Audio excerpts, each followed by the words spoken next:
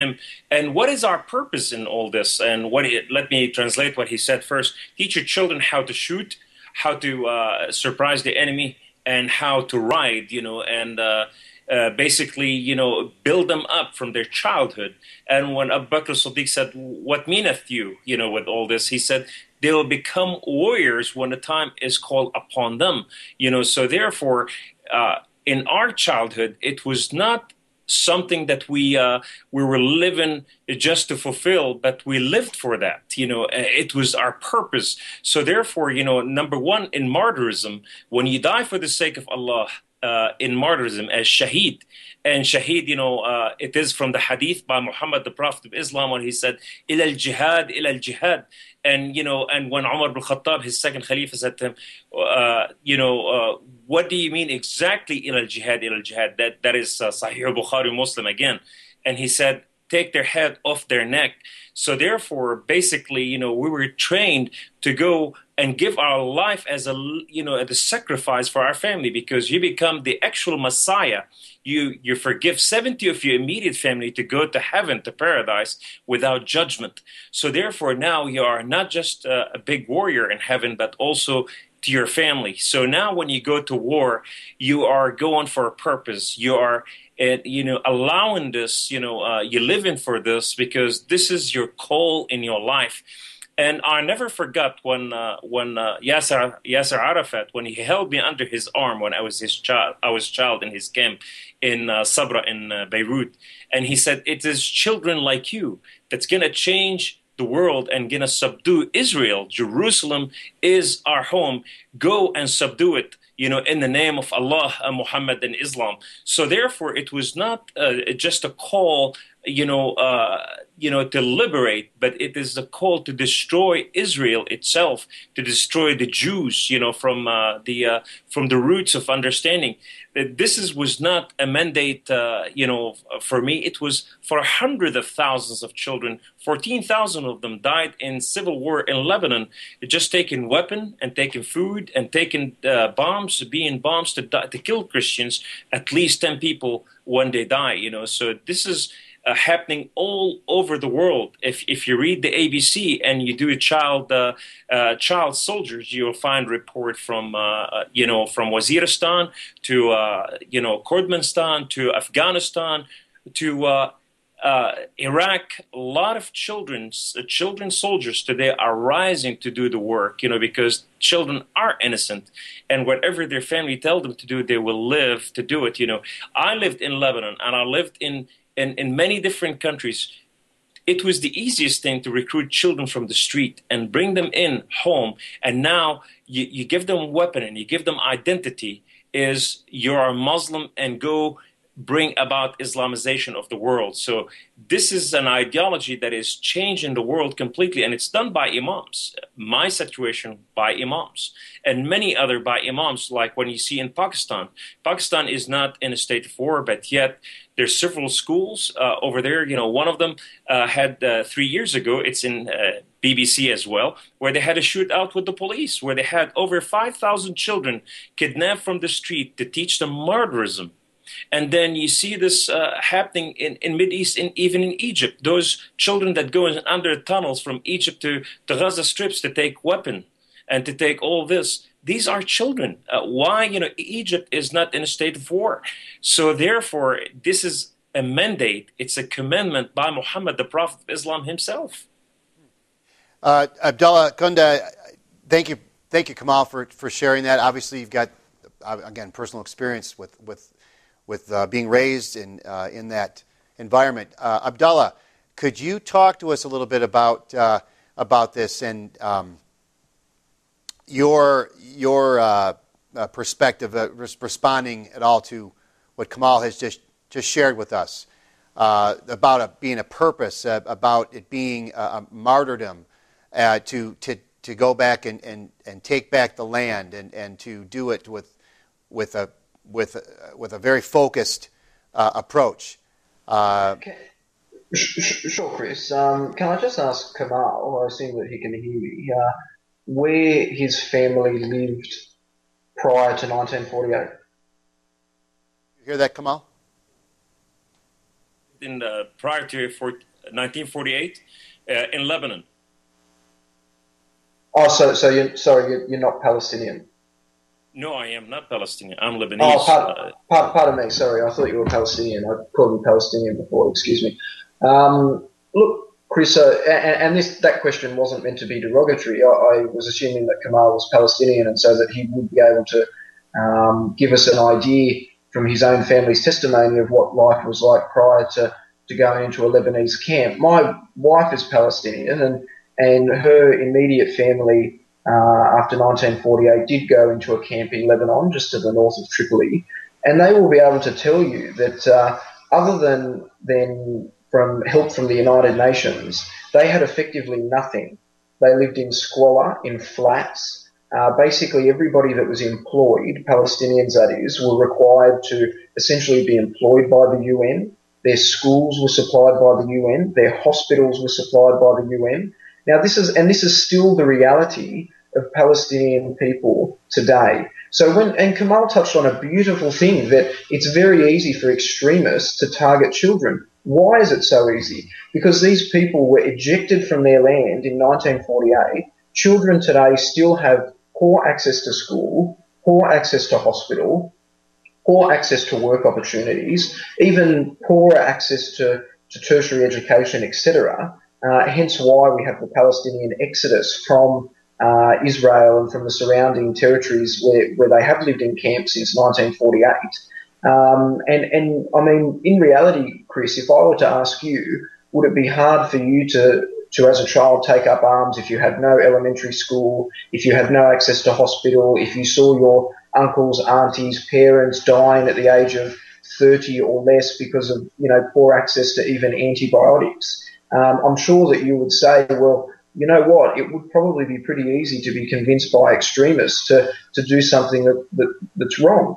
So I think that it's important to appreciate the context in which all of this happens. Now, Kamal, coming from Beirut originally, would have a very interesting insight into the Lebanese civil war. I'm interested to know, again, from you, Kamal, we had Mordechai saying before that I mentioned Hezbollah. I didn't actually mention Hezbollah, and I actually said the war against Lebanon, because you know as well as I do that Beirut was bombed back to 1975 during that war a few years ago. Now, I mean, you as a former citizen of that country, having, I would assume, still some family ties to Beirut, how can you question the mentality of the individuals when you yourself would know the hardships that they have undergone even just a couple of years ago? Now, we're not talking about Hezbollah terrorists here. We're talking about citizens in Beirut trying to live their lives, who had their airport bombed, they could not leave the country, who had their schools bombed, children could not go to school, who had their hospitals bombed, they couldn't even care for their sick and injured. This is in 2006. This is not in 1964 or 1948. I mean, how would you expect the average person to respond to that sort of circumstance? And indeed, the average response would either be to completely give up or to progress with whatever means the individual has access to at the time. Now, I'll re-emphasise again, no schools, no hospitals, not even an airport to escape. The Israeli military suggested that they would blockade any ships that tried to escape from the port in Beirut. How could you, Kamal, as I said, as a former citizen of that land, as a resident of that city, dare question the extremism that's fostered when this is the environment that they live in? Now, that's not to say that the extremism is correct, by the way, but I'd just be interested in your response to that question. Well, let me say this. The Palestinians came to Lebanon as refugees. They came looking for a place to stay there, and I'll remind you that if you understand the civil war in Lebanon, if you understand anything that took place, it was unctioned by the Palestinians, where we killed eight leaders of the Christian movement, and they were butchered. Their head was severed, and thrown right by the seaport. And this is where it happened. But nevertheless, what happened over there when Israel came to Lebanon came to several purposes. One, to rescue the Christians, which is in Damour, where the massacre took place. thousands of families, mothers, children, daughters, where the Christian men, the fighters, skipped and ran up to the mountains. When we entered over there, the women were raped right there with the bottle of Pepsi, the 1 liter thing, and the children were beheaded right in their grandfather lap, and the mother, when she's pregnant, her stomach was cut with a knife in front of her family. This is what we did when we entered there. We pushed them all the way to south of Lebanon, and they have no other place to run but to Israel. Israel came for several purposes. One, to defend their self, and the second one is to stop the massacres, the massacre of hundreds of thousands of Christians they could not defend for themselves. And by the Palestinian leadership led this, and we were able to separate the Lebanese military in the government, the Muslim and the Christian. We separated the country under Yasser Arafat. That was Yasser Arafat himself. Nevertheless, there were refugees over there, and they were paid $900,000 a year per refugees to have over there. Now, whether the UN gave it or not, they have not seen it. That's something we need to ask the UN. But nevertheless, Lebanon gave them above and beyond what they hoped or thought or asked, a place and a refuge. But when they start recruiting children like me, and start recruiting children of the country itself to turn them against the country, and they did culture jihad, and that is to destroy the country from within by its own children. They succeedingly did this, and Israel was, no greater than this. Israel today is still facing this. As a matter of fact, you find the Palestinian that lives in Israel fighting the Palestinian that they don't live in Israel, because these people were living happily, and they don't want to be part of the new state of the Palestinian state. They want to stay in Israel as Israeli citizens. These are Palestinians that live in there peacefully. And you can find out even the Palestinian themselves, before the splitting of the land, before all this happened, these Palestinians were under Egypt and were under Jordan. Nobody complained about the whole thing. But nevertheless, it is the issue of the Jews and the Christians. That's what Islam comes back to. This is what, the Holy Quran commanded. Even in Surah, I can read it from the Quran, Surah after Surah after Surah, where it says, retaliate against these people. And so therefore, and you heard the little child on as he's reading from the Quran, Allah has purchased your souls and your spirit. So now to die for him, see, these are actual that we will live in this life, Abdullah. Unfortunately, you heard it from your wife. You never lived it there yourself. You really have not seen the story. You have not evolved with it. And you're learning from something you're reading, but you never lived that life. I lived that life. I came from that life. And so, Walid. Walid, do you want to share your perspective as well? Sure.